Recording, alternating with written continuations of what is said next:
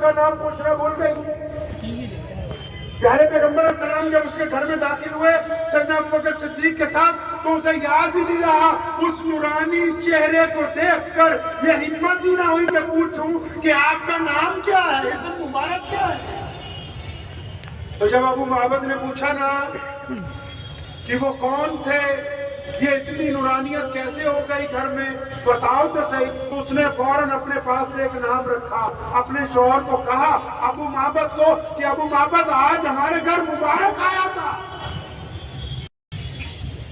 آج ہمارے گھر سونی صورت والے ایک شخص آئے تھے جن کے چہرے پر نور ہی نور ہے. نبی علیہ السلام کے دشمن بھی یہ کہا کرتے تھے اپنوں کو روکنے کے لیے, اپنے ساتھیوں کو روکنے کے لیے کہ دیکھو وہ تھے تو نبی علیہ السلام کے دشمن, لیکن یہ کہا کرتے تھے اپنے جاننے والوں کو, قریبیوں کو, رشتہ داروں کو کہ دیکھو اس طرف مت جانا, محمد رسول اللہ سے مت ملنا. لوگ پوچھتے تھے کیوں, کہ تم ان کی برائی کرتے ہو, ایک دفعہ ملنے میں کیا حرج ہے. تو ابو جہل بھی, عتبہ بھی, ولید بھی, عبداللہ بن جدعان بھی, امیہ بھی, ابو لہب بھی, ان سب کا یہ ایمان تھا ارے جو محمد رسول اللہ کو مل لے گا, جو ان کو دیکھ لے گا, پھر وہ انہی کا ہو جائے گا, پھر وہ ہمارا ہو جائے گا.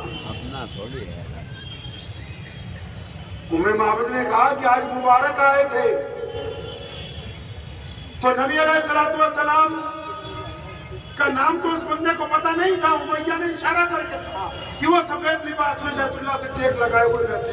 جب اس نے پیارے پیغمبر علیہ السلام کا چہرہ مبارک دیکھا, وہ اپنے پاس سے کہتا ہے کہ یہ پیاری صورت والے میں پریشان ہوں. نبی علیہ السلام نے اسے دو ایسی باتیں کی کہ وہ باتیں سننے کے بعد اس کی آنکھوں میں آنسو آ گئے. نبی علیہ السلام کو ابھی اس نے سلام کیا, ابھی اپنی بات نہیں رکھی, ابھی اپنا دکھ نہیں رکھا. پیغمبر اعظم علیہ السلام فرماتے ہیں مجھے تم پریشان مسافر رکھتے ہو اور بھوکے بھی رکھتے ہو.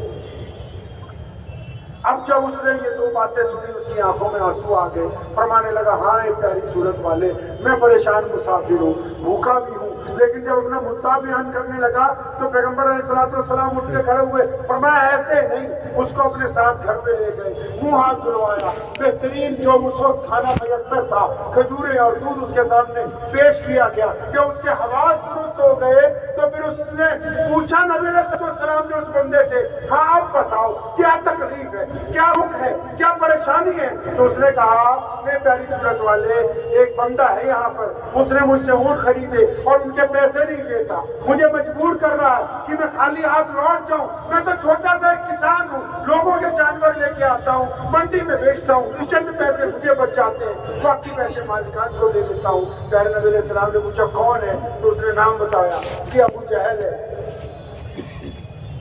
سنو نبی علیہ السلام نے کیا فرمایا, فرمایا چل نا ہم تیرے ساتھ چلتے ہیں, چل کے تیرے پیسے دلوا دیں. پتہ یہ لگا غریب کے ساتھ چل کے جانا, اس کا کام کروا دینا جا کے کسی دفتر میں کسی بڑے کے پاس, اور یہ بھی محمد رسول اللہ صلی اللہ علیہ وسلم کی, اور بولیے محمد رسول اللہ کی سنت ہے. یہ بھی نبی علیہ السلام چل پڑے اس مظلوم کو ساتھ میں لے کے سیدھا ابو جہل کے دروازے پر. دروازہ کھٹکھٹایا, ابو جہل نکلا. پیغمبر اعظم علیہ السلام فرماتے ہاں اور کیا بات ہے, اب غریبوں کے پیسے بھی مارے گا, اب مظلوموں کے ساتھ بھی بدماشی, ان مظلوموں کے ساتھ غنڈہ گردی کرے گا تو چل جلدی کر پیسے لا اس کے. تو ابو جہل کانپتا ہوا, ادھر امیہ نے ایک جاسوس اپنا بھیج رکھا تھا کہ پیچھے پیچھے رہنا, محمد رسول اللہ صلی اللہ علیہ وسلم کی نعوذ باللہ جب ابو جہل سے لڑائی شروع ہو جائے ہمیں آ کے بتانا تاکہ ہم لطف اندوز ہوں گے. اور یہاں معاملہ ہی دوسرا ہے. پیارے پیغمبر علیہ السلام نے ابو جہل کو کہا لے ابھی اس غریب کے پیسے دے, اس کے جانوروں کے پیسے دے. شرافت سے گردن جھکا کے اندر گیا, درہم و دینار تھیلی لے کے آیا, اس غریب کے ہاتھ میں پکڑائے اور نبی علیہ السلام نے کہا آئندہ کسی کے ساتھ ٹھگی نہ مارنا.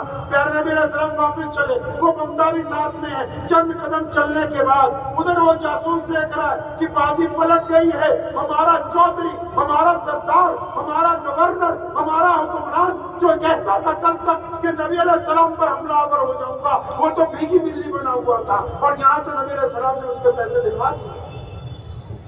اب پیارے پیغمبر علیہ السلام جب واپس چلے، چند قدم چلنے کے بعد اس غریب آدمی کو نبی علیہ الصلوۃ والسلام پوچھتے ہیں اگر اب تو اجازت دے تو میں چلا جاؤں اور تو اپنے گاؤں کی طرف چلا جا۔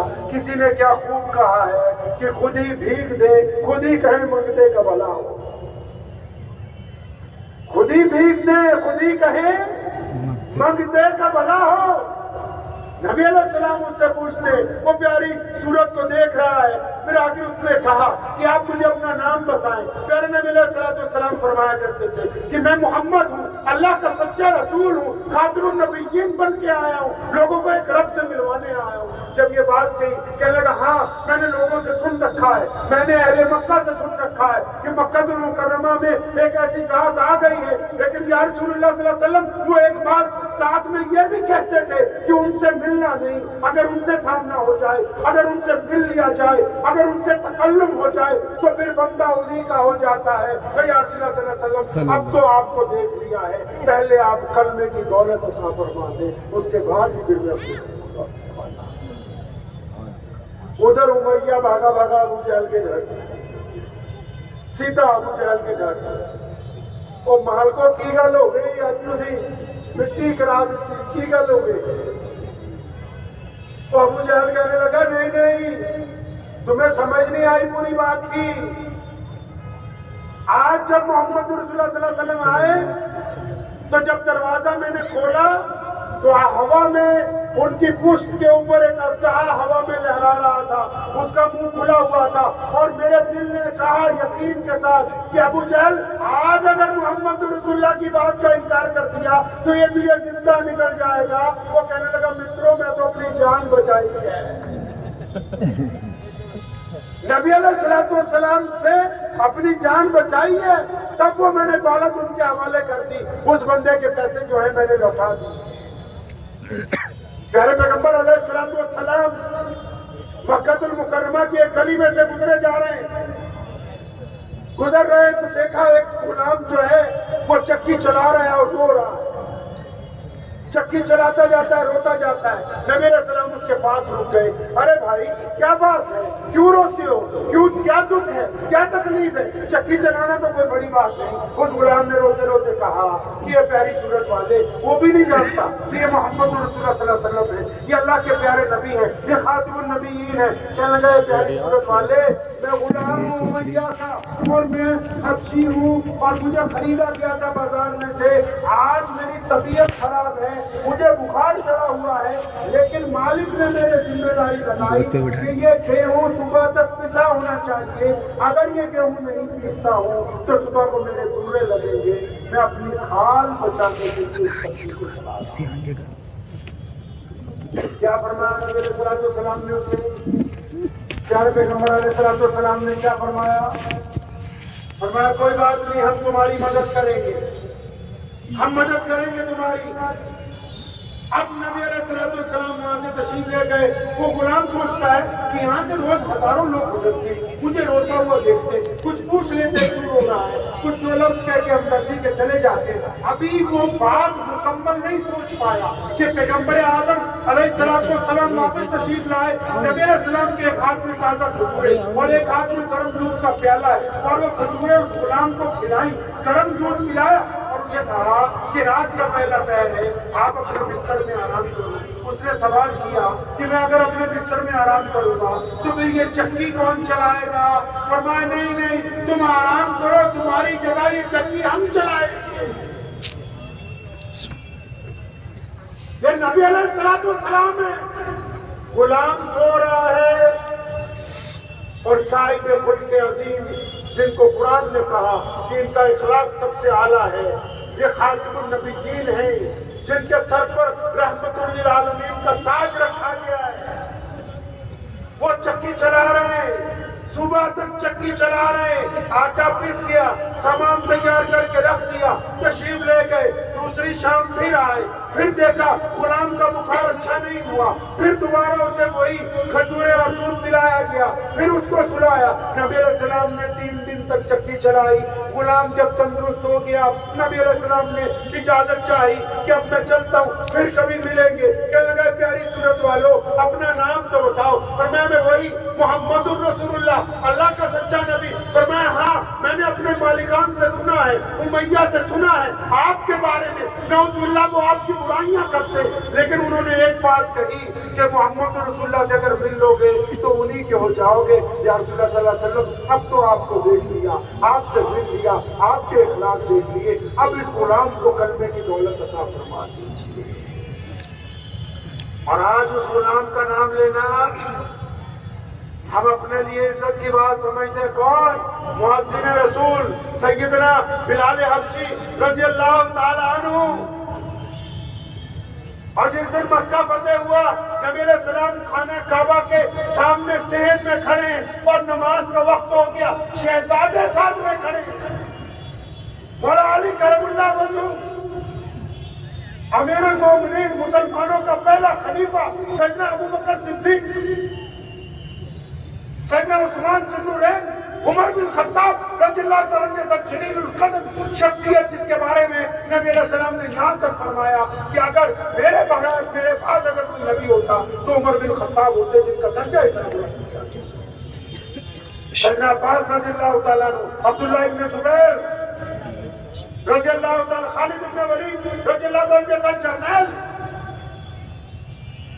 بڑے بڑے چودھری اور مکہ کے موجودہ گورنر حضرت سفیان رضی اللہ تعالیٰ عنہ موجود ہیں۔ اب نماز کا وقت ہو گیا، ظاہر سی بات ہے اذان دی جائے گی۔ نبی علیہ السلام ادھر ادھر دیکھ رہے ہیں، وہ جس کو چاہ رہے ہیں اذان کے لیے وہ نظر نہیں آ رہا، تو پیغمبر اعظم علیہ السلام نے آواز لگائی اور فرمایا میرا بلال کہاں ہے؟ کون بلال؟ بلال حبشی ہے، بلال کالا ہے، بلال غریب ہے، بلال کے کپڑے پھٹے ہوئے ہیں، بلال مظلوم ہے، بلال کی ذات برادری بہت اونچی نہیں ہے۔ اب جب نبی علیہ السلام نے کہا نا بلال کہاں ہے، وہ تو سب سے پیچھے کھڑے ہوئے کیونکہ غلام تھے۔ فرمایا جب میرے تک پیغام پہنچا میں تو کانپنے لگا کہ اس غلام کی، اس عظیم الشان فتح کے موقع پر اس غلام کی کیا ضرورت پیش آ گئی۔ فرماتے میں کانپتا کانپتا آگے پہنچا۔ اس دوران جب وہ آ رہے ہیں چل کے نبی علیہ السلام کے پاس، اس دوران کسی ایک صحابی نے اچانک سے بڑی دھیمی آواز سے بڑے ادب کے ساتھ پیغمبر اعظم علیہ السلام کو ایک مشورہ دیا۔ انہوں نے کان میں کہا یا رسول اللہ صلی اللہ علیہ وسلم آپ بلال کو اذان دینے کے لیے بلا رہے ہیں، اور مکے میں تو ذات اور برادری پھنسی ہوئی تھی، وہاں تو اونچ نیچ پھنسی ہوئی تھی مکہ المکرمہ میں۔ فرمایا یا رسول اللہ صلی اللہ علیہ وسلم آپ بلال کو بلا رہے ہیں اذان دینے کے لیے کہ جو یہ بڑے بڑے چودھری ہیں جو آج جنگ ہار گئے، جن کو آپ نے امام دے دی ہے، لیکن ان کی برادریاں بڑی طاقتور ہیں، یا رسول اللہ صلی اللہ علیہ وسلم آپ اگر بلال کو اذان دینے کے لیے آگے بڑھائیں گے تو ان کی جو نئی صحیح ہے وہ بھی ختم ہو جائے گی۔ نبی علیہ السلام نے جب یہ بات سنی نا تو ناراضگی سے ان کی طرف دیکھا، ناراضگی سے دیکھا ان کی طرف، اور میں آج تو یہ بات کہی دوبارہ نہیں کہنا، آج کہا ہے دوبارہ یہ لفظ نہ ہے زبان پر۔ جب میرے نام پر مار کھانی ہو، جب کھال بڑھوانی ہو، جب دبتے ہوئے انگاروں پر لیٹنا ہو، جب گلے میں رسی ڈال کے کھینچنے کی بات آئے، جب چھاتی کے اوپر منو پتھر ڈال دیا جائے تو وہ میرا بلال ہو۔